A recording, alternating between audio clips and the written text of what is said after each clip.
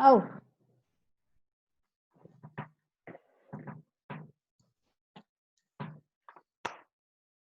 Oh, yes. Hi, how are you? Hi. I was a little bit nervous because I'm in the middle of Transylvania at my parents. Oh, okay. And I didn't know how we'll be with the network and all of this. And, but it's working. Okay, I'm using a yes. proper camera today. So let me just, okay. Yeah, good. How are you? Very fine. It's early for you. Yeah? No, it's not early. No? It's not too bad. It's later than the last time I spoke to you, I think. A little bit, yes. Yeah. Yeah. Let me just turn my volume up because I can't hear you. Okay, cool. Yeah, I haven't put your interview up yet because I'm making some more. I need to interview some more people and then I'll put it as a series. Okay. So okay. It'll probably go up. I don't know. You will tell me maybe. Yeah. Yeah. Okay. Super. Yeah, absolutely. Glad to see you again. I will. Okay. I think we will have only 40 minutes because of Zoom, and I didn't pay for him. Okay. Okay. And I will make something at the beginning in Romanian, and after that I will translate with. Okay, so we're just going to do the whole thing in English. So do I wait for you to translate or not? No. So you. Okay, we're just going to do the whole thing in English. To be free as a bird. Okay. Free as a bird. Okay, that sounds perfect. Yeah. Okay. Sarita is here with us today. Just a moment. No, again. Okay. Don't worry, take your time. Okay. There are almost 2 years since I worked with Sarita at SolHenge meditations, and this changed for me, slow but profound, the way I am working with myself and the others. I have never dreamed that I will have the honor to talk to her so quickly, but it seems that it was the right dream aligned with myself. So Sarita is a shamanic practitioner trained in the ancient ways of Lyceum, a feminine tradition rooted in healing and seership. We will talk about this a little bit later. Is a ceremonial facilitator, meditation teacher, and spiritual mentor. And last week, she honored and surprised me interviewing me about how the meditation helped me during these years. And now I am so pleased to have her for my own questions. I am delighted to have here the incredible Sarita Cameron. Welcome back in Romania, Sarita at SolHenge. Thank you so much, and it's an honor to be here. Thank you. I'm really delighted to be able to be speaking to people in your country. I mean, I just find this so exciting that that meditation is becoming mainstream now and worldwide. It's very exciting. So thank you for having me. It is, yes, we are living times that the meditation is not something that you can do or you can do not. I think it has to become something usual. You are an incredible teacher with fantastic knowledge and intuition. Tell me how it began for you, this journey of the healer. Oh, okay. So I'll condense the story, but basically, I think I've always been on this road, basically, because what happened to me was when I was very tiny, I was about 3 or 4 years old, I levitated in my garden. And what? Just a moment. Yeah. You have levitated in your garden? I levitated in my garden. So basically, I was looking up at a tree and I just wanted to go up. And I lifted off the ground for a moment and then I came down. And it was just kind of normal for me because I was always living in this magical world. I was always in the garden, using my imagination, playing with the fairies. I was quite a lonely child, but very content within my kind of own world. And I was lucky in that I had a mum who would play fairies with me and never stopped me from feeling or thinking those things. And I did things like travel around my room when I was lying in my bed. I could hear people's conversations verbatim in their head. So what I mean by that is word for word, I could hear what people were thinking up until the age of about 12, when I sort of suddenly began to realize that that wasn't probably quite normal. And even now I have sometimes I hear the exact words, what people are thinking, but more it's like I know what they're thinking rather than I hear their actual words. And I think what happened, like many of us, is that I went through this phase when I was a teenager where I wanted to conform. And that's where my abilities, if you like, my natural abilities, which I believe all of us have, started to become suppressed. And with that, I began to be very ill in my teenage years. So there were some things going on in my life, like my mum remarried and different things were going on. And as a very sensitive person, these things really affected me. And I had a love relationship, which was kind of horrible. And there were a few things going on. And as someone who was very sensitive, everything expressed itself in my body physically. And I became very sick. And I got glandular fever, and then I got ME, and then I got cancer. And through all of this, I got married and had children. Did you say cancer? Yeah, I had cancer of the thyroid, which I discovered when I had a 2-year-old and a 3-month-year-old. So I sort of started on this path of who I was, very natural. That all disappeared. And with that kind of self-suppression, all of my pain expressed itself through my body. And then that precipitated me starting on this journey again, which I had never really left, but I hadn't been true to myself and completely immersed in it. So I dabbled, I'd done a bit of meditation. I was a bit holistic, but with the cancer and with having children, I started to embark on this journey again.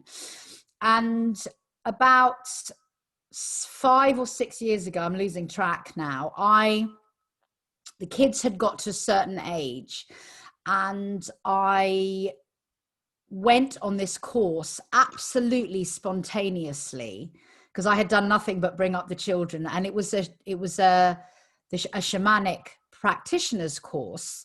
Well, it wasn't a practitioner course, but it was a shamanic training, of which I knew nothing about. I didn't know what shamanism was, nothing.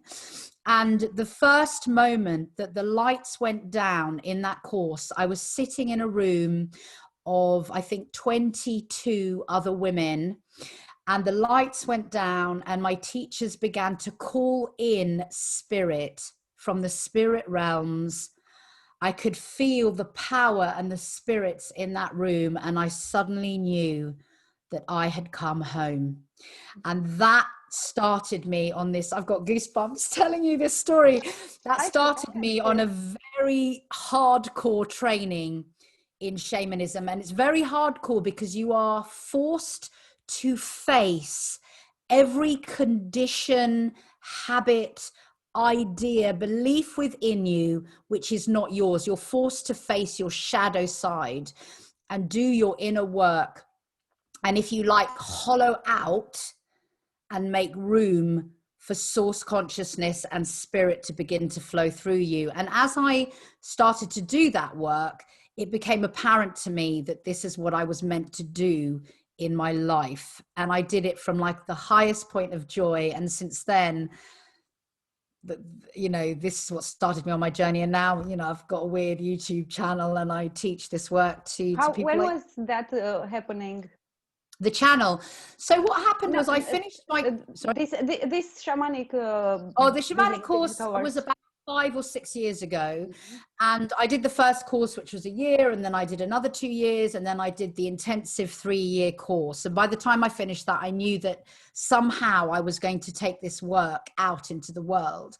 And that also finished at a time where shamans across the world had decided, if you like, by telepathy, or it was just this knowledge that it was now time to take these secret teachings, and they had been secret because it was a way to guard them within the patriarchy, to take these secret teachings up and out now. Humanity needed the information that had been guarded for so long, because when I did my training, it was the knowledge had been handed down orally from mouth to ear, woman to woman, over thousands of years, like Chinese whispers, you know. And obviously we had to hold and guard this information so that we weren't killed for being the witches that we were. Yeah. So my training finished at a point where it was now endorsed that we should take the teachings up and out. So when I left, I just started doing ceremony here on my land, just for free with women, and I would do healing ceremonies with them. And then I started to teach a little meditation class. I had like 3 students. And one day, one of my students said to me, Sarita, put your meditations online, because your meditations are much better than anything that's out there. And so I was like, okay. And I put them online as well, because my 3 students, or 4 students maybe by then, wanted to be able to refer back to the meditations during the week. And so I put my first meditation online. And 2 years later, I now have over 8,000 followers.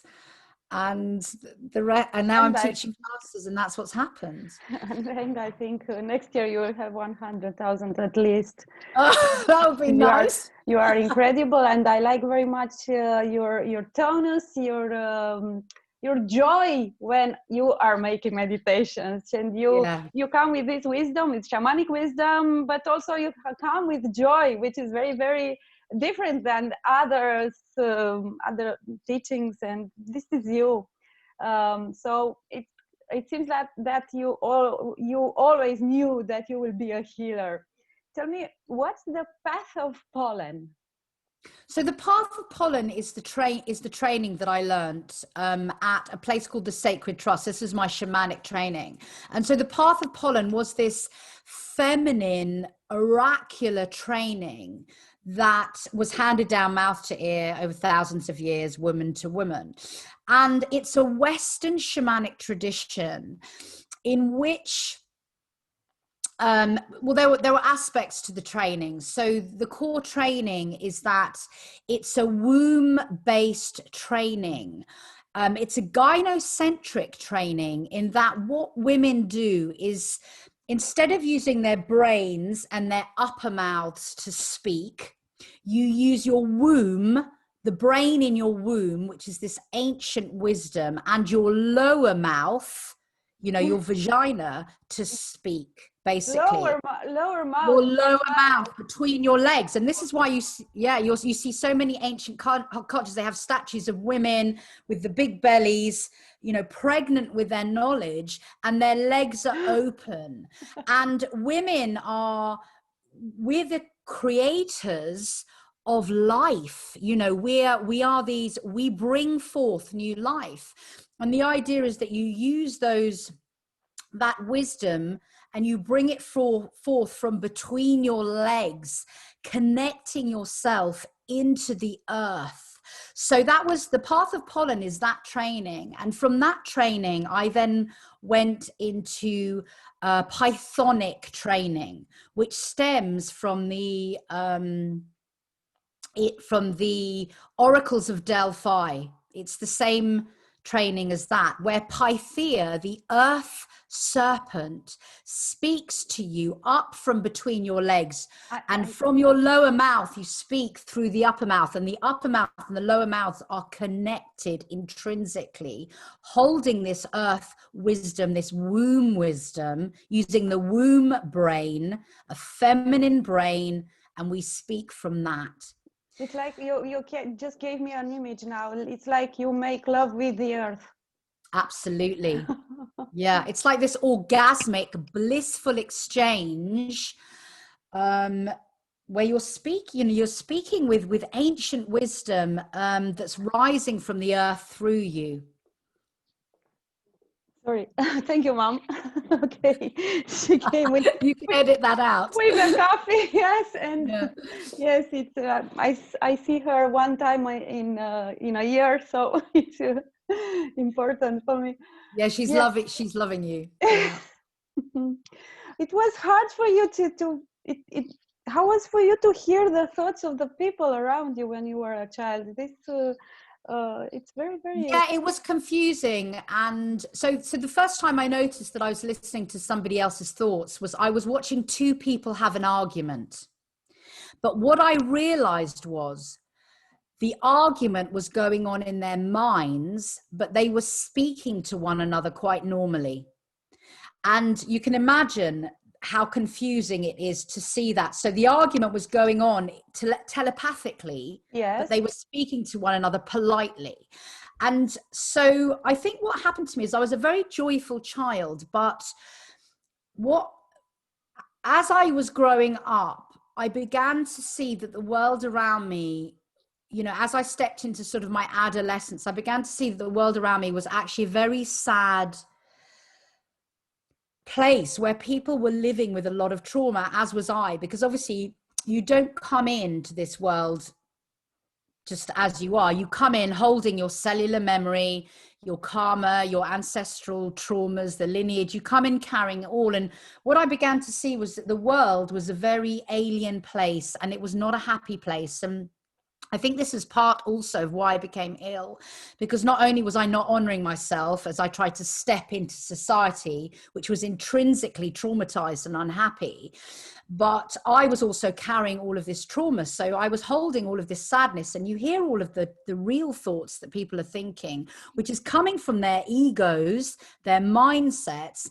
And most people are in pain and traumatized, and they have no ways or methods or tools to clear that. So they're just living with it as if it was normal. So I began to live with this sadness of walking around in this 3D matrix, which now I understand much more is a control, false narrative of what it means to be alive. You know, we're living not what it means to be alive. We're living what's expected of us. What's a story written by a story written by others.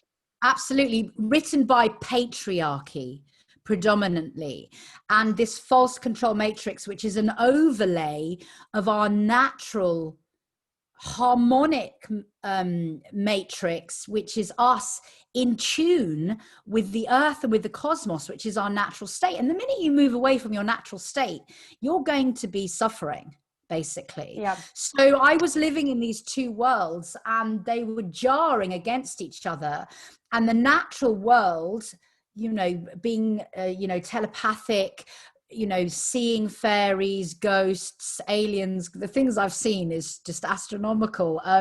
People's energetic bodies. I started to see auras when I was about 18. That world is condemned. You're treated like a mad person. It's still happening to an extent now. You know, it's like you're treated like a crazy woman if you believe or see those things.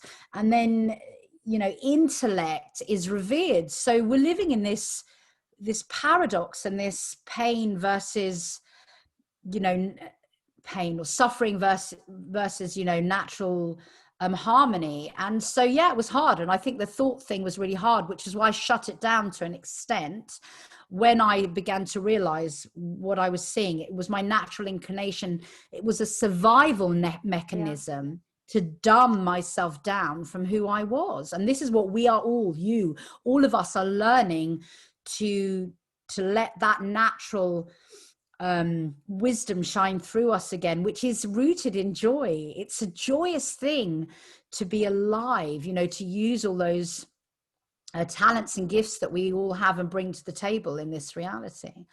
That's right.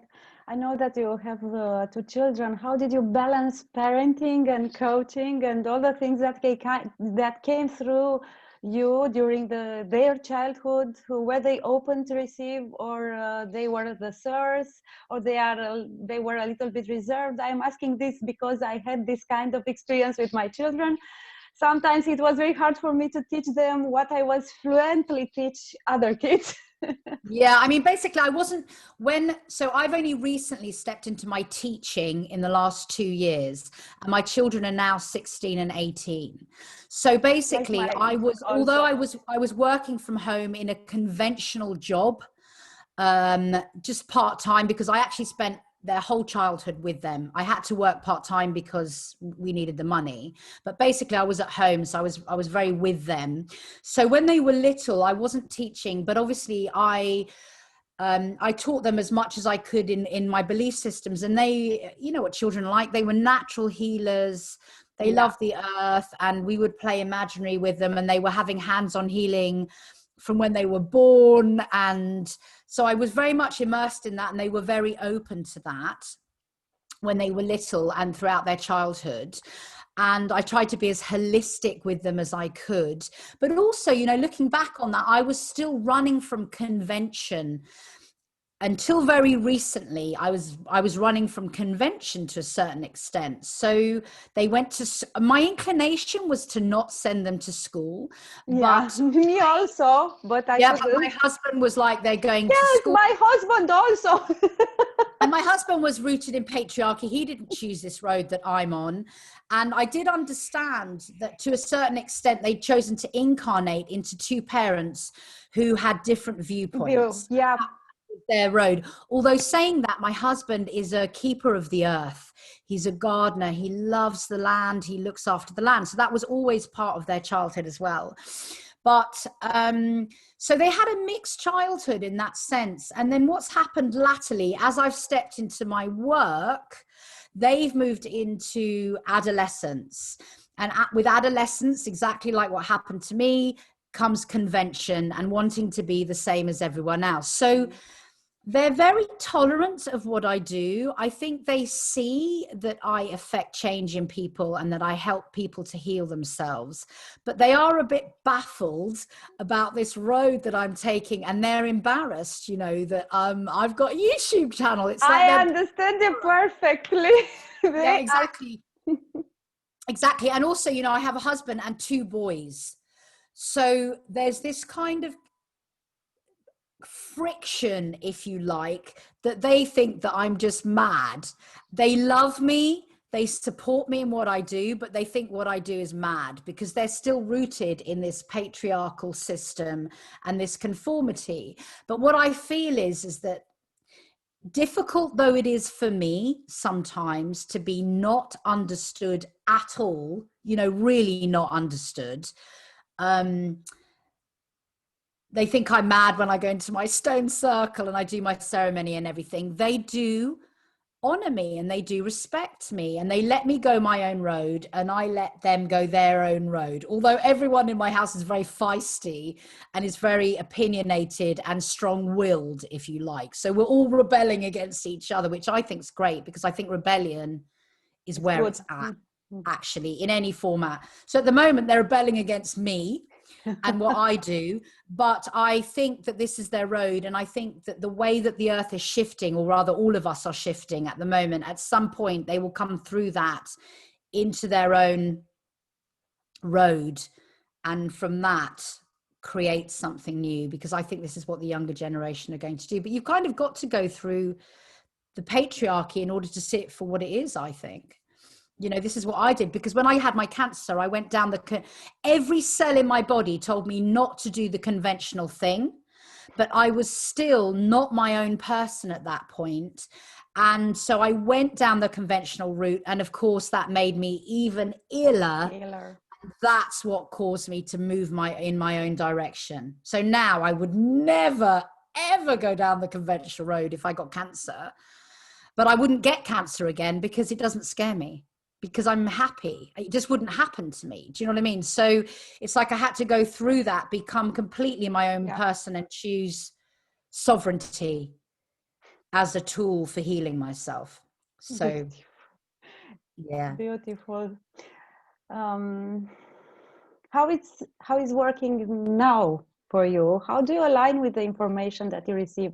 Do you have a strict program during the day, or it's dictated by your soul, your unconventional path, your Yeah, I don't have a strict program. I like working because it brings me joy, but also I'm aware I have this condition that was given to me by my parents, is that you work hard for your money. So that's a condition that I'm trying to let go. And in fact, I tell you what is intrinsic in my day is what I'm learning from my business is the more time I spend in meditation manifesting, the less time I have to put into my physical work day. In marketing and everything else. Yeah. So the more time I meditate, the less time I have to actually work. And I'm learning to balance that masculine work ethic with the feminine let go of everything and please yourself and pot around the garden and sunbathe ethic. So I'm finding my day coming into more balance where I meditate and I walk around the garden and I stare into space with this work ethic. And that's something that I'm beginning to be more joyous for me, and to let spirit flow through me more and flow through me more and guide me what I'm doing. And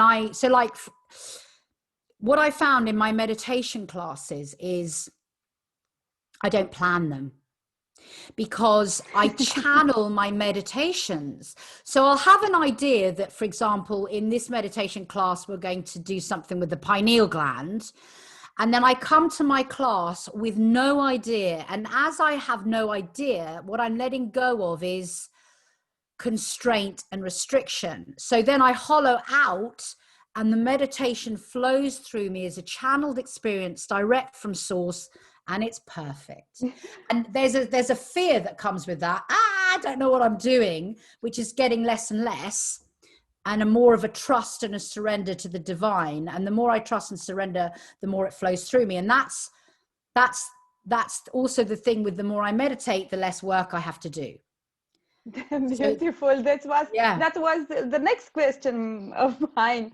How you visualize how it's the information coming through you, there are information, energy, images, and I understand that you stay in the flow and let's and also, but I think the thing is that what I've realized is that the gift that I have been given is that I am able to be absolutely rooted in this reality simultaneously in another dimension, which is why when I channel the meditations, I'm not even in my body, yet there is an aspect of myself that understands that I'm teaching a class, and so I can hold the class and flow through the meditation and speak in this language, if you see what I mean.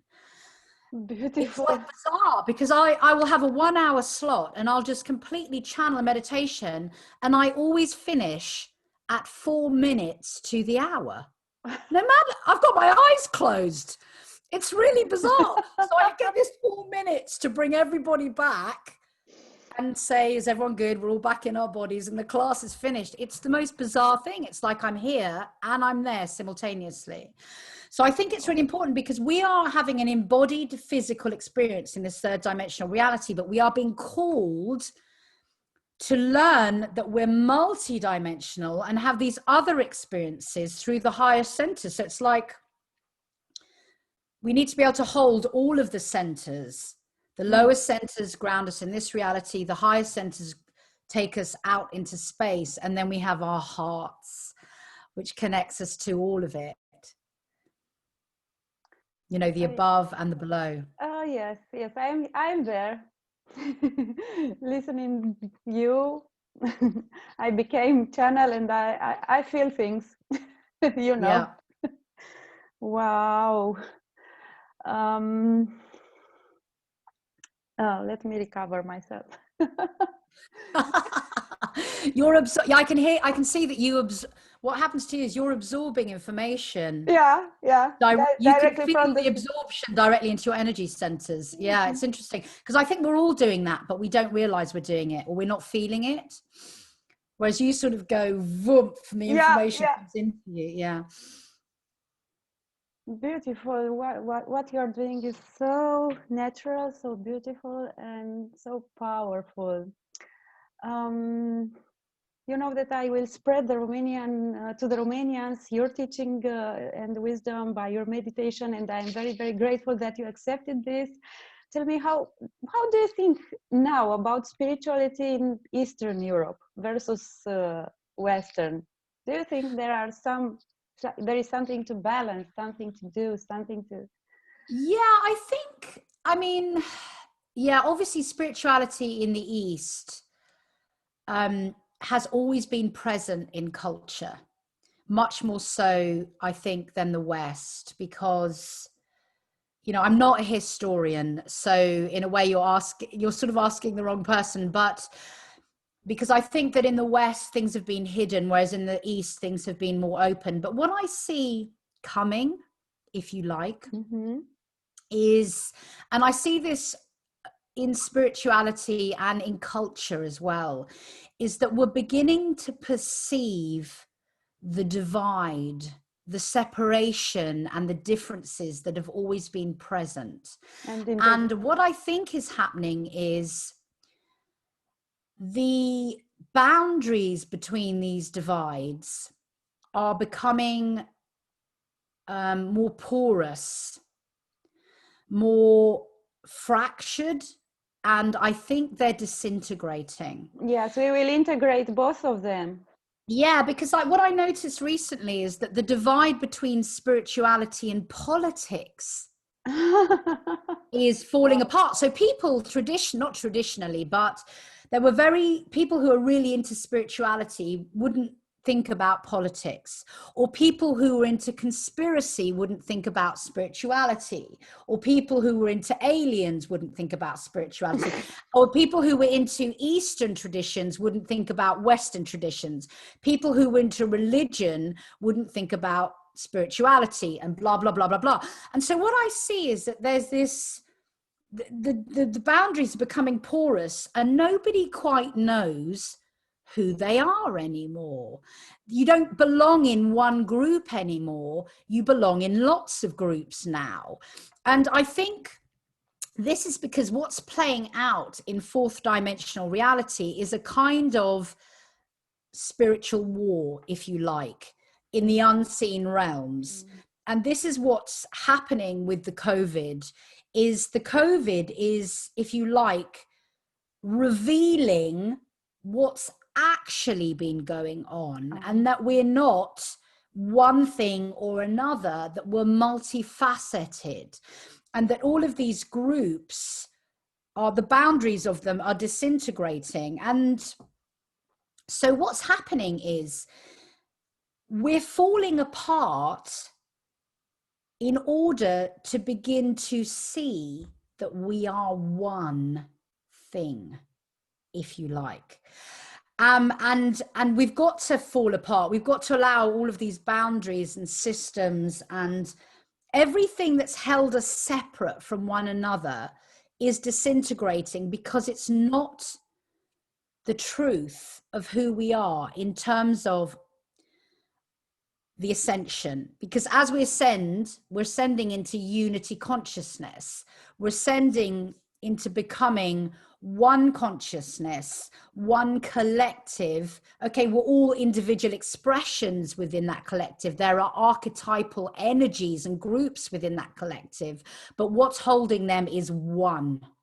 And so, you know, when we talk about Eastern spirituality and Western spirituality, to get back to your original question, I feel like it's all disintegrating. You can live in the West and work with your chakras, you know, and all of that's disintegrating as we begin to evolve in greater and greater understanding and awarenesses, if you like, about who we actually are, which is, we are source consciousness and expression, which is one thing. We are the great creator, creatrix. That's who we are. You know, we're all God consciousness, if you want to call it God or creator consciousness. So yeah, I think it's all falling apart. Which is good. Yeah, which is good. It's a very scary place for all of us, including me, you know, that familiar we hold on to it because it gives us security, but it's a false control matrix to hold on to security. It's not real. We don't need security. We're divine, eternal beings. Why do we need security? We don't need it. Are in secure medium. This is the planet, the secure medium in which we were thrown. And we were thrown in it to learn. Yeah. And it's a secure sphere here and atmosphere. Yeah. Which is the hardest thing for a healer in this mondial pandemic context? In terms of the virus and the pandemic. Yes, yeah. Which is the hardest thing for you as a healer? Yeah, I think the hardest thing for me in this, well, there's been a few, but the hardest thing for me that's come up is to realize that all of the systems that I'm seeing now, the really dark, ugly, horrific things that I'm seeing in terms of what's been running the control matrix are an expression of me. Because nothing exists in our external reality that we have not created. So if I look at someone like Bill Gates, okay, you created, I created him, you created an he's a creation of, he cannot exist except, he can only exist because I do. And what do you do? So what you do is you have to face the darkness within yourself and love it for what it is, and then it heals within yourself. And then what happens is you know that it's healed within yourself because you cease to be triggered by the external force. So for example, in the beginning, I was very, very triggered and very, very fearful of the mass vaccination program that was coming. It scared me to death, not for me, but for my kids. And that fear was just all consuming. And what I realized with that fear was that I was scared of being controlled. And what I realized with that fear was that I was holding control within myself, that I believed in control, that I had an intrinsic belief that control was important. So then I have to go and look at that control within myself. Where am I holding those patriarchal beliefs? And I had to really look at it, and I'm still looking at it now. I try and control my children because I have a belief that they can't do it for themselves. Why do I have that belief? Because they're boys. Why do I have that belief? Because I don't trust men. Where is that coming from? I've had to go and have a look at all of those deep, dark things within me and heal them. And I'm still doing that now. And if each of us looks at what in the outside reality we don't like, or what scares us, or what triggers us, and we heal it within ourselves, it disappears. And we each have to do that because we're a collective. So for me, the hardest thing about this pandemic that we created was to face all of those dark shadows within myself. And what I've realized through this pandemic is you cannot be love and light. You have to look at the shadow within you. You have to do the work. And it's really, really hard. And it's horrible and it's difficult. And it's the only way. You are speaking directly in my stomach. Because in your stomach is where it is, because the stomach is the I am center of yourself. And because you are the microcosm of the all that is, it's the I am of the universe.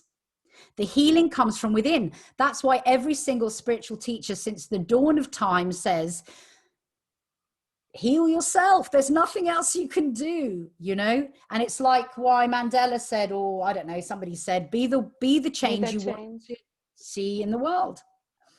Yeah. Ooh, Sarita, you have to promise me that you will do a retreat here in Romania. I would love to do a retreat. Absolutely. I saw that you have prepared beautiful retreats at SolHenge, beautiful and safe heaven with shamanic yoga and meditation based teachings for next year, for 2021. You have a huge prolificacy. I don't know the word, but you understand. You are very prolific. You are very prolific. Prolific. You have the divine wave, the voice of creation. The other is the alchemy of the heart during next year. These are the main retreats.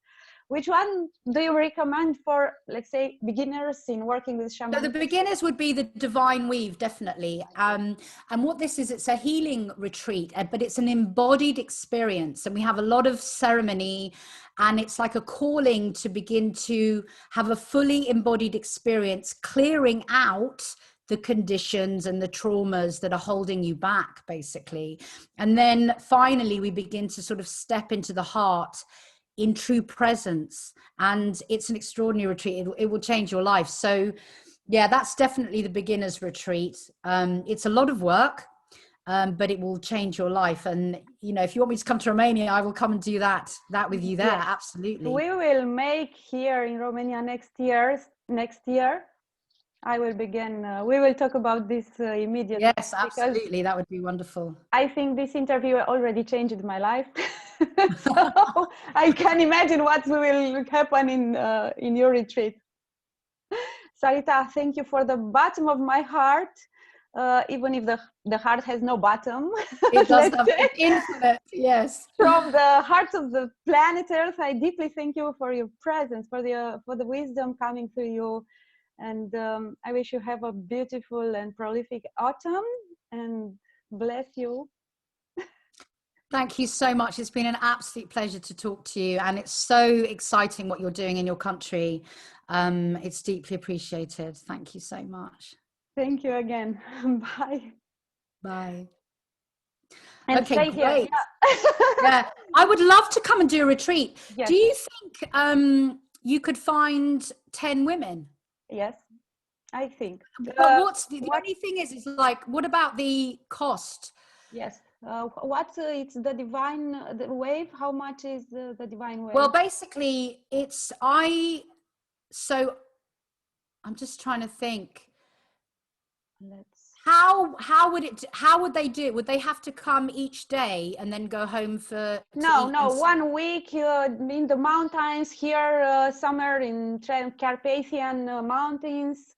I will find a beautiful so place. I think what you need to do is I charge 800 per person. Yes. And they get all of their food and their accommodation and the teaching. Okay. But so you need to go and have a look at how much a place would cost and the feeding of them. And then you need to see whether you think that it would work for people there, and then come back to me. I don't need a lot of money. I need my ticket paid and I don't know, some money for the teaching, but I don't have to have thousands and thousands. That doesn't bother me. So if you can pay for my ticket and and some teaching costs, it doesn't have to be a lot, then I'll come. No, just a moment. So let's say 10, I will find 10 women, but it's 800 for each person. Yeah. Okay. But they get their food and their accommodation here. In this... the 800, yeah. Okay. So everything is included, yeah? So that's what I'm saying. You need to go and see how much that would cost you in Romania. And if you organize it, then you pay me and my ticket, and you take some money as well for organizing. Oh, me? Yeah, absolutely. So this is everything for you? This... No. I don't need that much money. Go and find out how much it would cost for a week, and then come back to me, and we'll work out something that's fair, and we split it. You get half, I'll get half the. Okay. And so you find the expenses, and my expense is the ticket. Yes. And then we will share the rest of the money. Yeah. Mine for the teaching, yours for the organizing. perfect. Super, super. Yeah, because it's a lot of work to organize. I know. Yeah. So Because I mean, if you can get more than 10, it's better. But 10 is the minimum, and you can also assist me. Super. Ooh. Yeah, that would be good. Yeah, perfect. So I mean, I will teach you a little bit how to assist, and then we'll just do it. Yeah. Yeah, it's perfect. That would be amazing. Yeah. So that would be amazing. Next like October is a good time. Yeah. Goosebumps. Yeah, fantastic. Okay. So next week I will start organizing this, and I will keep you in touch with everything. I mean, do people in your country have enough money to go on retreat? Yes, there are. There is a niche, yes, of women, a lot of, but it's about the level of money. We have a lot of retreats at I don't know, $20, $100, a fewer at $200, fewer at $500. They're you know, like a pyramid, but all the women want to do something for them. So the other thing we could do is, if you can organize a retreat, and it's not a week, it's 5 days, okay? But what you can do is, at the end of that retreat, I can do a workshop for 2 days for cheaper for all of the other women. So a day workshop, okay? So I do the same retreat, but in 2 days, and you charge like $200, and you pay me for those 2 days, if you see what I mean. Super. Yeah.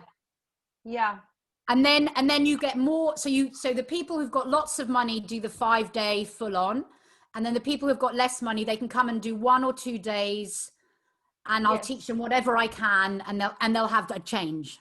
Something like happen. an essence, but they will be good. It's good for the next retreat. Yes, exactly. So they bring a packed lunch, and they stay for a day, and then next day they bring a packed lunch and they stay for a day. So I will think at the combo retreat. Yes, you just work it out, and then you tell me how many days, and I'll work out something, and I'll come. There is a period that it's good for you. Do October next year. October. Anytime in October, have a look. That's a really good period for me. Okay, but till then, I think you will come at least once. Yeah. I mean, if you can do it, I will do something. Yeah. Have research and then come back to me and see what you think. If you look on the website. Yes. I will look at the dates and everything you have. Well, not the dates, but have a look at the, wait a minute. If you have a look at the retreats, okay? If you look at the retreats, 1 second. All-inclusive retreats. The Divine Weave. Yes, it's in June. So you can see there's 3 so there's the gold one. Yes. Can you see that? The gold one now, just a moment. Are you on the retreats page? Yes. Okay. So the Divine Weave, if you look at that, it says it's a 3-day retreat, okay? Yes. And that's what I would charge for that. And they come, they bring lunch, and they don't stay the night. They come, and you look at the times of that. Yes. And that's roughly the idea for the small retreat, okay? Okay. And then if you look at one of the other ones, the normal one, the Divine Weave, which is 800, then you will see the timing of it, how many days it is. And I see only the normal one, only the Divine Weave manifesting from heart-centered alignment twice. Yeah, and there's another one right at the bottom, the Divine Weave 3-day retreat. Okay, 260. Okay. Yeah, exactly. So that one is just daytime. Okay, and they are coming and going. They just bring their own lunch. We don't feed them. We give them tea and coffee. That's it. They come from like 10 till 6. Okay. Yeah, so you look at the timing of that, and that works in the teaching schedule. Okay. Perfect. That would be amazing. Yeah. Yes, you have to come here. I feel it. That would be great. Okay, cool. Yeah, so when you have this video, let me know and I'll put it on my YouTube channel also. Sure. Yeah. I will edit, and next week I will translate it. I hope to translate. If I cannot translate on the video, I'll put all the translation in the description. Are you putting on a YouTube channel? Yes. They let you put subtitles? Yeah. I will try to put subtitles. If no, I will translate in Romanian. Oh, maybe I can put 2 translation. I don't know how to make this translation and subtitles in English and in Romanian. I will think about. Okay, cool. Okay. Thank you again, Sarita. Have a beautiful day. You have a beautiful day too. Thank you. Lots of love, darling. Thank you. Bye. Bye. Bye.